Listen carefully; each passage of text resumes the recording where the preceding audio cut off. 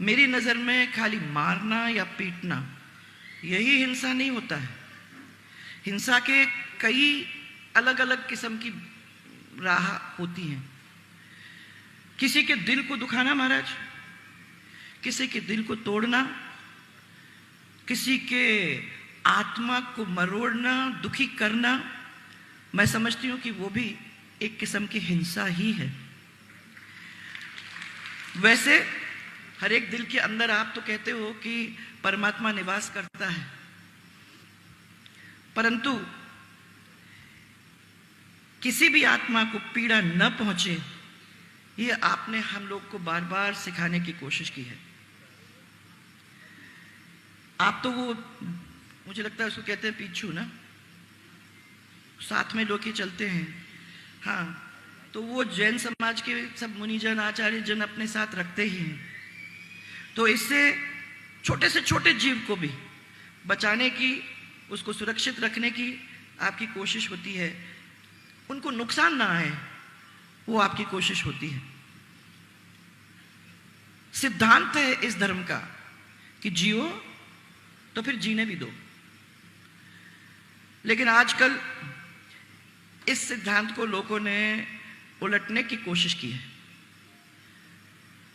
लोग बताते हैं कि कलयुग का जमाना है महाराज, और कलयुग के जमाने के अंदर ये सब चीजें आपको इसमें से गुजरना होगा।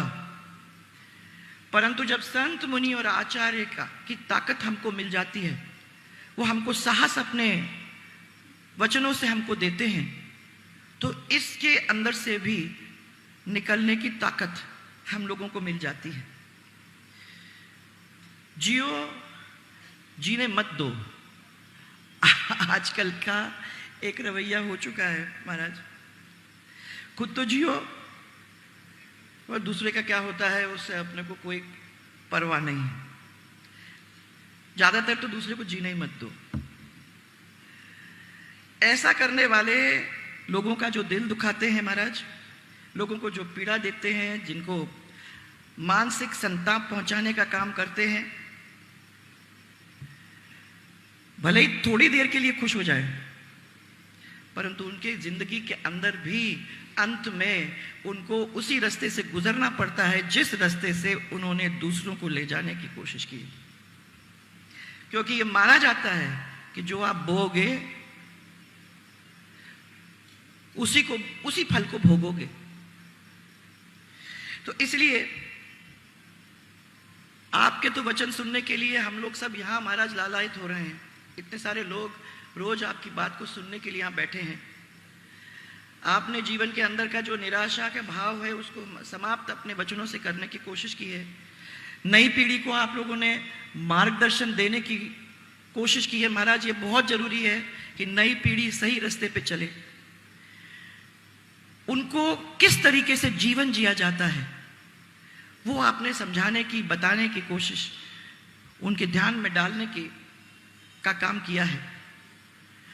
मानवता के सच्चे अवतार होने के नाते, आध्यात्म के सच्चे शिक्षक और ज्ञान के सच्चे सागर, ये हमारा एक बहुत बड़ा सौभाग्य है महाराज कि ऐसे बड़े महापुरुष के सामने हम भी एक क्षण के लिए बैठ सके। आप जैसे संत ने मुझे भी बहुत सारी चीजें सिखाई है महाराज। ये राजमाता साहब ने हमको मौका दिया क्योंकि वो बहुत जाती थी संत महात्माओं के बीच में। मुझे याद है कि जब हम लोग छोटे थे तो हम लोगों को भी लेके जाया करते थे। बच्चे होते हैं तो हम तो समझते नहीं थे, हम सोचते थे कि कहाँ ले जाके एक एक डेढ़ घंटा हमको बिठाने का काम कर रहे हैं।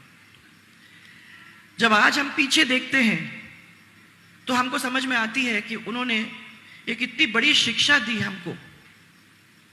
हमको ऐसे लोगों के सामने बैठने का मौका दिया। क्योंकि कौन महाराज, कौन गुरु, कौन से आचार्य के बीच में हम जैसे लोग जा सकते हैं? वो तो उनकी वजह से हमको वो मौका मिला था, और आप जैसे लोगों से मिलने का हमको मौका मिला, आपका आशीर्वाद हम लोगों को मिला। उन्होंने तभी बता दिया था, और आप बार बार अपने भाषणों में और जहां जहां जाते हो, आपके जो प्रवचन होते हैं उसमें आप ये बताते हो कि सेवा का कितना बड़ा कार्य, कितना बड़ा काम है। और जैन धर्म के अंदर सेवा एक ऐसा मंत्र है जिसको सब लोग आगे ले जाने की कोशिश करते हैं। मैंने वो बार बार देखा है और मैं आज यही कहना चाहती हूं कि मैंने भी उसी राह पे चलने की कोशिश की। ये आसान नहीं है। आप लोग जो भी बैठे हो यहां, सबके मन में ये लगता जरूर होता है कि हम लोग तो सेवा के रास्ते पे बैठे हैं, महाराज के सामने बैठे हैं, तो हम तो सेवा ही कर रहे हैं। परंतु कभी अपने गरिबान में झांक के देखोगे तो आपको खुद को ही समझ में आ जाएगी कि सच्ची सेवा कितनी मुश्किल से होती है। सच्ची सेवा का ये मतलब है कि हम अपने पास जो है वो दें। अगर अपने पास धन दौलत नहीं है देने को, तो हम अपना प्यार दें, उनको मदद करने की कोशिश करें। हर चीज पैसे से नहीं होता भाई, हर चीज पैसे से नहीं होता है। परंतु और मुझे इसका एक बहुत ही अच्छा अनुभव हुआ है। मुझे ये कहा करते थे लोग कि आजकल के ज़माने में जब तक आप जनता के बीच में जाके और ये काम नहीं करोगे, वो काम नहीं करोगे और उनको लुभाओगे नहीं, उनको साथ में नहीं रखोगे, तब तक वो कोई आपके साथ नहीं होगा। काम कोई नहीं मानता है। 25 साल की सेवा के बाद मैं आपको ये कहना चाहती हूँ कि ये गलत है। अगर सेवा करोगे तो सेवा आपकी वहाँ मानी जाएगी, और अगर वहां मानी जाएगी तो आपकी जनता आपसे कभी अलग हो ही नहीं सकती है। वो आपके माई बाप हैं, वो आपकी आत्मा है जिनकी आप सेवा करना चाहते हो। उनके सामने जब आप खड़े होते हो, जब मैं वापस घर जाती हूँ महाराज, मैं मन में यही कह के जाती हूँ कि ठीक है, मेरे महल, मेरे मकान, मेरे घर में बहुत कुछ इन 25 सालों में नहीं मिला है, परंतु मुझे एक ऐसी चीज मिली है महाराज जिसको मैं समझती हूं कि बहुत कम लोगों को मिलता है, और वो है एक बहुत बड़ा जनता का प्यार। और वो प्यार ही हमारा एक बहुत अमूल्य धन है, जिस धन को लेके हम जब बार बार बैठते हैं, लोग मुझे कहते हैं तो मैं कहती हूं कि भाई कितनों के पास ये प्यार है। ये प्यार के लिए लोग तरसते हैं या तरसना चाहिए, और जब ये प्यार उनको मिलता है तो मैं समझती हूं कि वो महात्माओं का, वो महाराज भगवान का, वो ईश्वर, उनका आशीर्वाद है कि ये हम लोगों की झोली के अंदर आप लोग डालते हो। इससे बड़ी बात और क्या हो सकती है महाराज।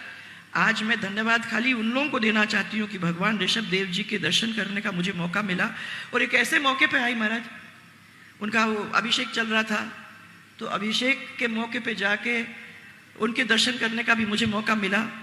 और जब आपके समिति मेरे पास वहाँ जयपुर में आई थी, उन्होंने कहा महाराज की आज्ञा है। मैंने कहा महाराज की आज्ञा है तो सवाल ही नहीं उठता है, मुझे कोई भी कहीं भी कोई भी काम होगा उस काम को रोककर सबसे पहले तो मैं महाराज के यहाँ जाऊंगी, क्योंकि जो आध्यात्म, जो ज्ञान, जो प्यार उन्होंने लगातार बार बार मुझे दिया है, उसकी कोई सानी नहीं है।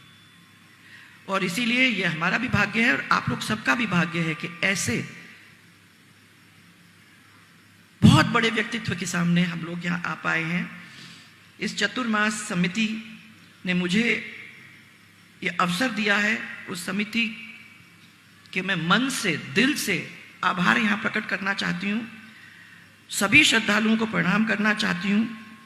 और बारिश के एक बहुत सुंदर मौसम के अंदर, अभी आएगा, चिंता मत करो, 4 पंक्तियों के अंदर किसी एक ने सोशल मीडिया पे शेयर किया था महाराज। मैं समझती हूँ कि बहुत ही अच्छा था कि मैंने आपके चरणों में, आपके कदमों में इन सब के लिए रखा कि काश ऐसी बारिश आए, काश ऐसी बारिश आए जिसमें अहम डूब जाए,